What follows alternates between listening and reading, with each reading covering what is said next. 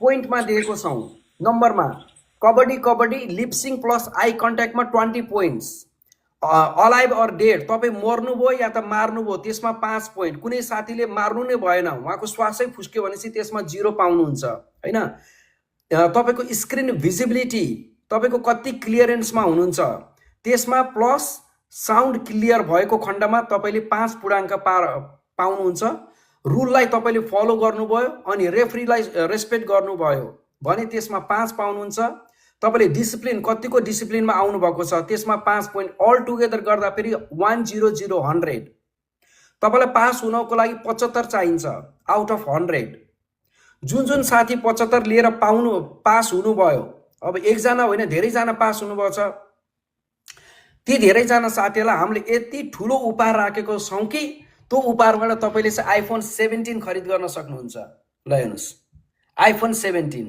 हजुर माया यो मलाई साँच्चै म भित्रभित्रै कस्तो अलिकति भावुक जस्तो पनि भएँ दिदी बहिनीहरू बाफ्रे कति एक्साइटेड भएर त्यो कपडाहरू कहाँबाट म्यानेजमेन्ट गर्नु भएर बिग रेस्पेक्ट सबैजनालाई एकदमै मनैदेखि मैले भनिन जस्तै अब अरू साथीहरूले लाइभमा अर्कै किसिमको इन्टरटेनमेन्ट गर्दै हुनुहुन्छ दसैँको लागि भने हाम्रो यो छुट्टै इन्टरटेनमेन्ट भयो क्या दसैँको लागि एकदम सबैजनालाई यो विजय दशमीको हार्दिक शुभकामना पनि भन्न चाहे एकदम खुसी लाग्यो हाम्रो गीता दिदी हुनुभयो होइन कस्तो ड्रेसअपले कति सुहाएको क्या उहाँहरूलाई दुई चिठी कपाल बाटेर ठक्कसँगले त्यो कोट टाईहरू लगाएर ब्यास पनि लगाएर हाम्रो सङ्गीता बहिनीले फेरि पनि बिग रेस्पेक्ट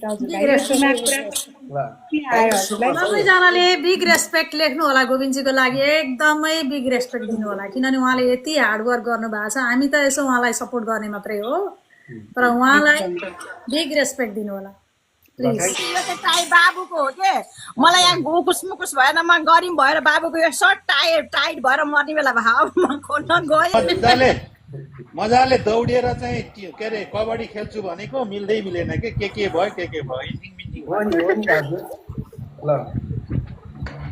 यस्तो स्कुल पढ्दाको याद आयो क्या स्कुल पढ्दाको याद आयो यसरी नै स्कुल जान्थ्यौँ ब्याग बोकेर अझै पछाडि ब्याग चाहिँ भएन क्या भिर्नु पर्ने आज त हाँस्दा झन्डै भइगयो अब एक दिन खुरापाती दिमागले अब चुङ्गी पनि राख्न पर्यो भएन कस्तो आइडिया कहाँ गोविन्द भाइको कस्तो आइडिया मान्नै पर्छ होइन हामी एकचोटि हेर्छौँ कि हजुरको कपी देखाउनु न मेरो छोरोले जिस्काइरहेको छ तलबाट हजुरको कपी देखाउनुहोस् त कपी त यहीँ छ नि जति बेला ल हेर्नु साथीहरू कृष्ण दाजु यसमा कपी र कलम लिएर 7 कक्षा पढ्दा फेरिको झल्को याद म त भाइ उतापट्टि त्यो ऐना राखेको थिएँ हजुर त्यो अहिले चाहिँ उल्टो बनाएको हो कि ऐना राखेर मैले चाहिँ गर्न मन लागेको थियो कि यो के भयो इन्टिङ मिन्टिङ भयो कि ऐना छ अगाडि हामी यसरी त जान्थ्यौँ नि स्कुल जाँदा पहिला यसरी होइन गङ्गा बहिनी म त आज हुन्छ ऐना राखेर ए दाजुले त ऐना प्र्याक्टिस राखेर ल हेर्नुहोस् त एकदम राम्रो दाजु ल त्यही ऐनाले जिस्काएर दाइको फुस्केछ आज होइन यही ऐनाले गर्दा फुस्कायो क्या मलाई होइन हजुरले हिजो त प्र्याक्टिस गर्नुभएको थियो दाजु फेरि आज के भयो इन्टिङ मिन्टिङ भयो के आजले यस्तो गर्नुभन्दा त यसरी कुद्दाखेरि यसरी माथि हेर्नु बेका त कुद्दाखेरि यसरी हेर्नुभयो नि त आई कन्ट्याक्ट गर्नु भएन त्यही भएर बिग्रियो हो ठ्याक्क नजिकै आएर आई कन्ट्याक्ट गर्नुपर्छ कसले हो यसरी हेरे नि त ऐनामा हेरे नि त ए कतिको राम्रो भयो भनेर ऐनातिर हेर्न थाल्नु भएछ अनि गोविन्द भाइतिर हेर्नु पर्थ्यो नि यस्तो गरिन के कति क्लास हो जजमेन्ट गर्नु पर्यो ल अब मैले यस्तो गरिन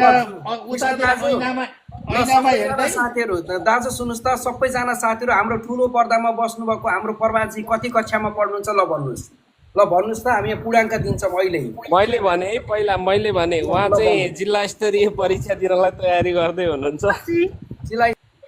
ए 9 कक्षा अनिताजी 9 हो 9 क्लास ल अनिताजी 9 मा अनि हाम्रो गीता दिदीलाई हेरौँ त दिदी कति कक्षामा फेल हुनुभयो दिदी 11 मा 11 चोटि होइन 11 क्लासमा 11 चोटि फेल हुनुभएको स्टुडेन्ट उहाँ नै हो। गीता बहिनी त 10 कक्षा पढ्नु भएको 20 चोटि फेल हुनु भयो।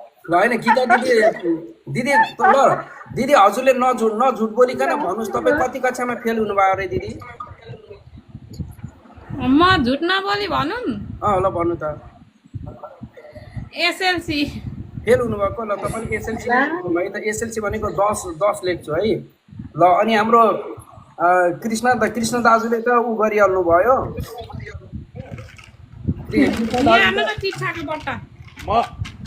म त फेल भएँ एउटै टपमा गएर चाहिँ मास्टर्समा गएर चाहिँ टोपोलोजीमा फेल भएँ म। 5000 भन्दा बढीलाई फेल गरेँ। फेल गर्नुभयो। ल हेर सङ्गीताजी हजुर कति कक्षामा फेल हुनुभएको नधारिकन भन्नुहोस् है।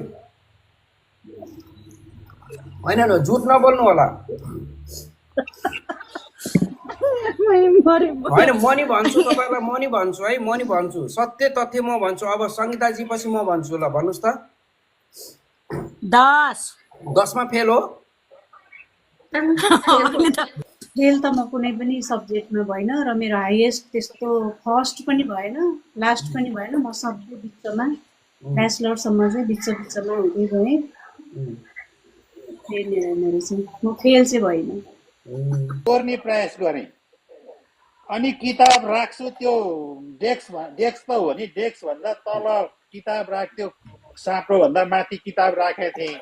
अनि यसो हेर्छु अनि खस्छ तल टिप्छु खस्छ अनि मलाई त यति गाह्रो भयो कि मलाई यो चोर्न त मैले जानेकै रहन्छु जस्तो भयो। मलाई यति भयो कि अनि आएर चाहिँ गार्डले फेला पारिहाल्यो, टिचरले लिएर एकचोटि पनि खानु परेन। ल कति ज्ञानी स्टुडेन्ट हुनुहुँदो रहेछ। पढाइ राम्रो थियो हजुरको? मेरो म्याथमा 0। म्याथमा 0। हजुर कति कक्षामा फेल हुनुभयो हो? म कक्षा 6 मा। ल कक्षा 6। हामीलाई त रमाइलो भइरहेछ। तलै बस्छु अब भनेको। 10 मा फेल हुनुभयो। पक्नुहोस् है पहिला पर्वा कति राम्रो। ल तपाईँ पक्नुहोस् है। ल रेडी 1 2 3 ल भयो। ल है भिडियो बनाएर है। ल फोटो खिचेँ। ल थ्याङ्क यू सो मच दिदी। कपाल हल्लाइदिएर ल है त श्वासलाई रोक्नुहोस् एकछिन। ल है त भाइले उहाँ हाम्रो सङ्गीताजीले जस्तो पसिना आएर